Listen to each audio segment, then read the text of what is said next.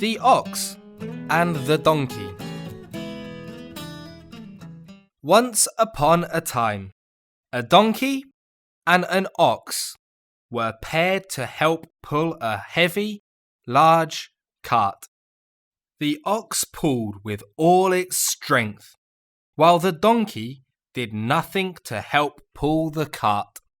After a short time, the ox, who was pulling the cart by himself, got injured and could no longer walk.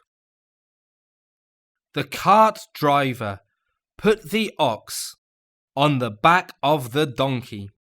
The donkey had to now pull the cart while carrying the weight of the ox on its back.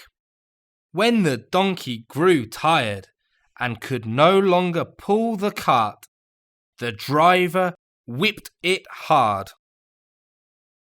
Not long after, the donkey died from its wounds, and because it was so tired, the driver left the dead donkey by the side of the road, and soon a few vultures who were circling the body of the donkey overhead began to eat the donkey, saying, "If only you had helped the ox pull the cart, even a little bit, you would not have met this pathetic fate."